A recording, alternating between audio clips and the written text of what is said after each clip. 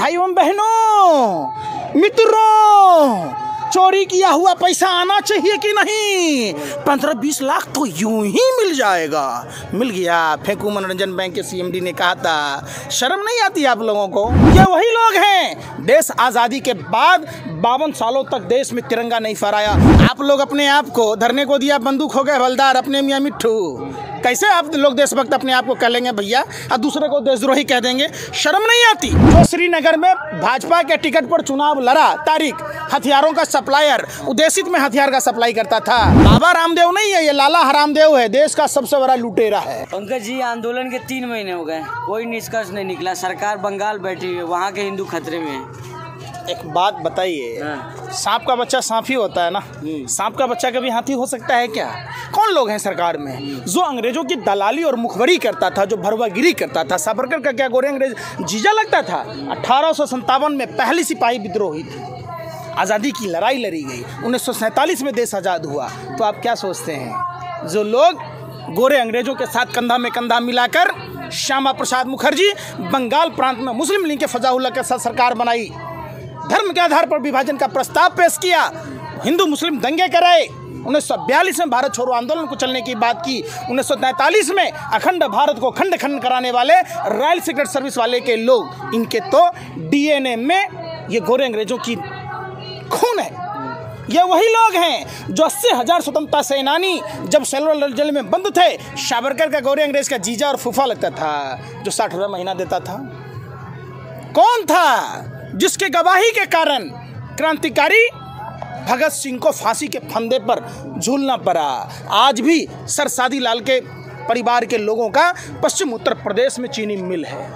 ये वही लोग हैं, ये वही लोग हैं, देश आज़ादी के बाद 52 सालों तक देश में तिरंगा नहीं फहराया, बाबा साहब अम्बेडकर का पुतला जलाया। सर कैसे देख रहे हैं बंगाल के किसानों को अमित शाह फायदा देने की बात कर रहे हैं? इन जो किसान इनको कह रहे हैं पैसे लेकर बैठे हो, कांग्रेस बैठा रखी है। चिराग तले अंधेरा है। कांग्रेस से क्या जसोदाबेन को छोड़ने के लिए मोदी को बोल दिया था?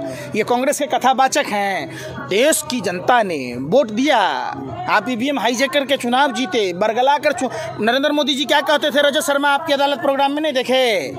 मेरा तो सपना है भाइयों बहनों मित्रों कि अमेरिका के लोग वीजा के लिए लाइन में लगे के खड़े हों।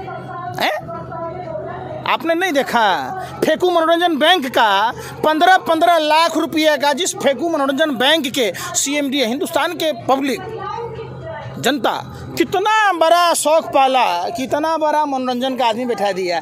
भाइयों बहनों, ये मर्दों का निशानी हर बात में। भाइयों बहनों मित्रों, हवाई चप्पल वाले को हवाई यात्रा बिठा रहा था, कहा हवाई जहाज़े बेच दिया, एयरपोर्टे बेच दिया, रहे न बांस न बजे बांसुरी, न हवाई जहाज रहेगा। जिस ट्रेन को बुलेट ट्रेन का सपना दिखाया, ट्रेनों को बेच दिया। आपने देखा कि अब जो किराया पहले 3 से 5 रुपये गाजियाबाद तक के किराए थे, अब 30 रुपये किराए हो गए। और जब पूर्णतया निजीकरण होगा तो आप देख लेना, जो रेल भारत की जीवन रेखा है उसको कैसे ये लोगों की नज़रों से दूर कर दें। एक बात बताइए, आप पत्रकारिता करते हैं, कभी आप भाजपा के नेताओं से सवाल पूछा? 800 फीट का कोच होता है, 72 सीट होती है स्लीपर में, 72 सीट होता है गरीब रथ में, 72 सीट होता है राजधानी थर्ड एसी में। थर्ड एसी राजधानी में बैठेगा तो कोरोना नहीं होगा, और स्लीपर में बैठेगा तो कोरोना हो जाएगा। वाह भैया, कोरोना क्या कहता है समझिए। किस तरीके से कोरोना की आड़ में देश को बेचा जा रहा है, देश को लूटा जा रहा है। प्रधानमंत्री जी को चिंता है आप लोगों की ना, कोरोना से बचने के लिए वो सब उपाय लगा रहे हैं। अरे आप लोग भी दलाली में इतने मशगूल हैं, शर्म नहीं आती? जब WHO ने 31 दिसंबर को कहा था तो प्रधानमंत्री को मैक्सिट अस्पताल बनाने थे, इंटरनेशनल फ्लाइटों को रोकना था, घर घर जाके सैनिटाइज कराना था, लोगों को घर तक गंतव्य तक पहुंचाने की व्यवस्था करनी थी। पहुंचाया तो शर्म नहीं आती आप लोगों को? वो लोग गलत थे जो सड़कों पर माताएं बहनें बच्चों को जन्म दे रही थी। वो लोग सोच रहे थे 21वीं सदी का भारत बैटरी से कार चलेगी जो हवा में उड़ेगी। लोगों को क्या पता था हवाई चप्पल वाला हवाई यात्रा तो दूर की बात है, बैलगाड़ी पर नहीं जा सकता। अरे पत्रकार महोदय शर्म कीजिए, कुछ हम आप शब्द बोल दें आपको अच्छा लगेगा। पहली बार देखा गया इस पनौती प्रधानमंत्री, इस पॉकेट मार प्रधानमंत्री, आधुनिक भारत के जयचंद प्रधानमंत्री, भस्मासुर प्रधानमंत्री के राज में बैलगाड़ी से बैल छिन गया और इंसान बैल बन रहा था। आपकी मानवीय संवेदनाएं खत्म हो गई। आप लोकतंत्र के चौथे स्तंभ कहे जाते हैं। आप लोग जब सरकार के कुकृत्यों पर पर्दा डालेंगे तो देश का क्या होगा? आपने कभी सवाल पूछा कि पुलवामा की घटना कैसे हुई? जब जांच हो रही है ना, जांच आप करवा दिए हैं, जिनके घर के लाल गए हैं, जिनका सुहाग गुजरा है, जिन बच्चों के बाप चले गए, आपने कभी जाके उनके घर की संवेदना पूछी? एक बात बताइए, जब सीआरपीएफ के अधिकारियों ने चिट्ठी लिखी थी ना कि हवाई यात्रा मुहैया करानी थी, इंटेलिजेंस की रिपोर्ट थी, आखिर कौन लोग शामिल थे जो भारत माँ के वीर सपूतों को बगैर बुलेट प्रूफ में बस में भेजा? और तो और जब आर्मी की गाड़ियां जाती है तो सिविलियन कार कैसे गई? क्या सैटेलाइट वो नहीं बताता कि वो कार किसकी थी, वो कार का नंबर क्या था, वो कार कहां से आई? उसमें 300 किलो से अधिक आरडीएक्स और जेलेटिन थे। जो डीएसपी देवेंद्र सिंह पुलवामा के समय पदस्थापित था, वही डीएसपी देवेंद्र सिंह दिल्ली चुनाव से पहले 12 लाख रुपया लेकर आतंकवादियों को ला रहा था। नहीं पकड़ा जाता, पुलवामा जैसी दूसरी घटना होती। आपने देखा, पूरा देश ने देखा, पूरे विश्व ने देखा कि पुलवामा घटना पर जश्न मना रहा था अर्नब गोस्वामी जैसा दो कौड़ी का लुच्चा लफंगा पत्रकार। आखिर उसके वीडियो चैट में जिस तरीके से पार्थो दास गुप्ता के साथ चैटिंग हुई, तो क्या इसकी जानकारी नहीं होनी चाहिए? राष्ट्रवादी पत्रकार प्रधानमंत्री से इंटरव्यू देते हैं आप। दिन के हरे हरे रात के घरे घरे हैं। आप लोग अपने आप को धरने को दिया, बंदूक हो गए हवलदार अपने मियाँ मिट्ठू। कैसे आप लोग देशभक्त अपने आप को कह लेंगे भैया और दूसरे को देशद्रोही कह देंगे? शर्म नहीं आती? जिन लोगों के खून गोरे अंग्रेजों के दलाली और मुखबरी में शामिल था, आज वही देशभक्ति का सर्टिफिकेट बांटेगा। यह अधिकार आपको किसने दिया? आप तबलीगी जमात पर कोरोना बम, कोरोना जिहाद कर रहे थे, अब उनको बरी किया जा रहा है।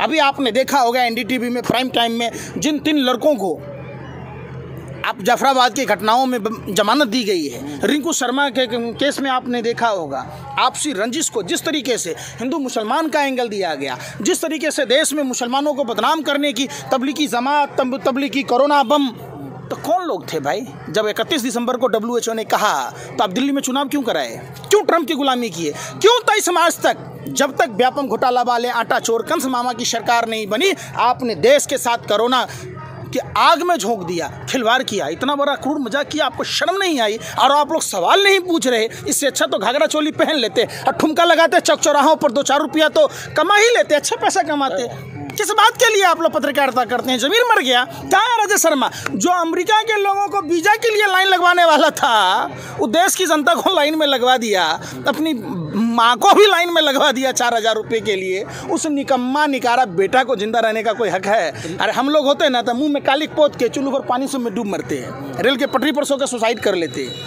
कितना निकम्मा है आप समझिए। ये हर बात में जो भी बात बोलता है प्रधानमंत्री का, आपको एक बात हमको सत्य बता दीजिए, हम उस दिन से विरोध में बोलना बंद कर देंगे।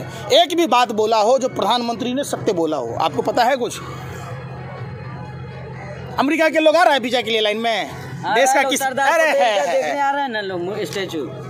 सरदार पटेल का सम्मान है ये।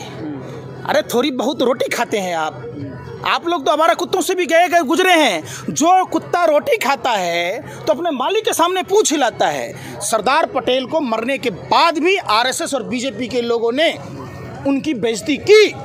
जिस सरदार तटबंध पर सरदार जी की स्टैचू लगाई गई, सरदार जी कभी नहीं चाहते थे कि विदेश के द्वारा निर्मित सामान लगे। नरेंद्र मोदी ने उसमें 3600 करोड़ रुपए का फर्जीवाड़ा किया। चाइना की वरिष्ठ पत्रकार ने 332 करोड़ रुपए खर्च होने की बात की। अब उस सरदार पटेल का ये सम्मान है। आप जीते जी मोटेरा स्टेडियम का नाम बदल के फकीरा स्टेडियम कर दिया गया। बताइए 5 लाख का बूट, 10 लाख का सूट, 24 घंटा बोले झूठ पर झूठ। मोदी स्टेडियम किया है, फकीरा स्टेडियम नहीं किया। फकीरा तेरी फकीरी ने कमाल कर दिया, खुद को पहने महंगे सूट बूट देश को कंगाल कर दिया। खुद ही कहता प्रधानमंत्री जी, भाई बहनों मित्रों, मैं तो 40 साल भीख मारता था। काहे के लिए भीख मांगता था? हाथ पर नहीं था, विकलांग था, हैं? झक मराने के लिए जवानी में भीख मांगता था। 18 घंटे काम करता हूँ भाइयों बहनों, हैं? मेक इन इंडिया बनाने के लिए बन गया मेक इन इंडिया। अरे भैया, आप लोग पत्रकारिता कर रहे कि चाटुकारिता कर रहे? जब देश की तमाम संपत्तियों को बेचकर आप उस पूरा गधा का जन्म छुड़ा रहे, गधा को शेर साबित करने में पूरी देश की अर्थव्यवस्था चौपट कर दी गई। आप समझिए, गधा तो गधा ही निकला ना। महंगाई के, पेट्रोलियम पदार्थों के दाम के महंगाई के मुद्दे पर हम 113 देशों से पीछे हैं। आप लोग उस पर कभी सवाल नहीं पूछते। पाकिस्तान में 51 रुपये लीटर है, राम के देश में 100 रुपये के लीटर है। अरे सुनिए ना, देश हित में जरूरी है ना। देश हित में आपने जसोदाबेन को छोड़ दिया। देश हित में कैलाश विजयवर्गीय का राइट हैंड जो था ध्रुव सक्सेना, हिंदुस्तान की खुफिया जानकारी ISI को दे रहा था। आपने देश हित में मसूद अजहर को पाकिस्तान छोड़ाया। देश हित में, अरे सुनिए ना पत्रकार महोदय, शर्म कीजिए। जो श्रीनगर में भाजपा के टिकट पर चुनाव लड़ा, तारिक हथियारों का सप्लायर, उदेशित में हथियार का सप्लाई करता था। पेमिला गोस्वामी जो कैलाश विजयवर्गीय का राइट हैंड है, राकेश सिंह जिसके साथ उसके करीबी संबंध हैं, मुकुल राय शारदा घोटाला वाले, चिटफंड घोटाला वाले, सबको देशहित में छोड़ दिया। अरे कैसी कैसी बातें कहते हैं। पाकिस्तान डे पर बधाई देशहित में देने गए, बिरयानी खाने देशहित में गए, हैं? शर्म नहीं आती आप लोगों को? अंतर्राष्ट्रीय संबंध बनाने के लिए गए थे। अरे भैया, अपना मुंह में ला ली, पहुना के मुंह में छा ली। अपना कमाई आप अपनी मेहरारू को नहीं दीजिएगा और दूसरे पड़ोसी को देने जाइएगा तो आपके घर में बरकत आएगी। आप समझिए, सीधी सी बात है। जिस तरीके से जसोदाबेन जी न कुमारी रही, न सुहागन रही और न विधवा रही, पूरा देश की स्थिति आज वैसे जसोदाबेन की तरह है। और वही काला कानून जो किसानों के ऊपर थोपा जा रहा है, वो ठीक जस्ट लाइक जसोदाबेन की तरह है। न कुमारी रहेगी, न सुहागन रहेगी, न विधवा रहेगी। इससे अच्छा तो आप भरी जवानी में शादी नहीं करते 18 साल की उम्र में। देश हित में छोड़ दिए। देश हित में सब काम भीखों मांगे। देश हित में गुफा में गए, देश हित में मसूद अजहर को छोड़ा है, देश हित में बांग्लादेशी आरिफ शेख बीजेपी का नेता होता है, देश हित में बीजेपी का गैंगरेप करने वाला होता है। विदेश आप शहडोल में देखे थे ना, अपहरणकर्ता बीजेपी का होता है, हथियारों का सप्लायर होता है, ड्रग्स कोकीन बेचने वाला बीजेपी का देश हित में होता है। तो ऐसी देशभक्ति नहीं चाहिए। आप समझिए, जो हमारा पुराना भारत का देशभक्ति था रहने दीजिए। जहां जिस भारत में टिकटों के दाम कम हो रहे थे, राजधानी ट्रेन वाले लोग गरीब रथ में चलकर राजधानी का मजा ले रहे थे, हमें वैसा ही देशभक्ति चाहिए। नहीं समझे? पहले की सरकारों में, अरे आप लोग शर्म कीजिए। विकास का नाम विनाश रख देने से गधे को शेर का ड्रेस बना दीजिएगा तो गधा शेर हो जाएगा, हैं? कैसी बात कह रहे हैं आप? अपना नाम आप चौकीदार रख लीजिए, आप अपना नाम राजा हरिश्चंद्र रख लीजिए, हैं? राजा हरिश्चंद्र रख लिए। भाइयों बहनों मित्रों, चोरी किया हुआ पैसा आना चाहिए कि नहीं? 15-20 लाख तो यूं ही मिल जाएगा। मिल गया। फेंकू मनोरंजन बैंक के CMD ने कहा था। शर्म नहीं आती आप लोगों को? बाबा रामदेव योग करके अगर फायदा होता, समझिए, तो दवाई की जरूरत क्या थी? क्यों? रामदेव बाबा तो कह रहे हैं कि देश इसमें 100 रुपये पेट्रोल का 200 रुपये भी जरूरी है खरीदना। बाबा राम के पिछवाड़े से धुआं निकल जाता। बाबा रामदेव आए ना किसानों के बीच में, क्यों नहीं आता? बाबा रामदेव योग करके अगर बीमारी की दवाई मिलता तो बाबा रामदेव क्यों गया एम्स में भर्ती होने, बालकृष्ण भर्ती होने? बाबा रामदेव नहीं है, ये लाला हरामदेव है, देश का सबसे बड़ा लुटेरा है। सलवार पहन के भागा धर्म के नाम पर। जिस तरीके से ये लोग हिंदू धर्म को बदनाम कर रहे हैं, हिंदू धर्म में जिस तरीके से कालनेमी राक्षस था जो भगवा वस्त्र पहनकर प्रभु श्री राम का नाम लेकर जब लक्ष्मण जी मूर्छित हुए, संजीवनी बूटी लाने से रोकने की कुत्सित प्रयास किया, देश के विकास को रोकने वाले ये लोग वही राक्षस हैं।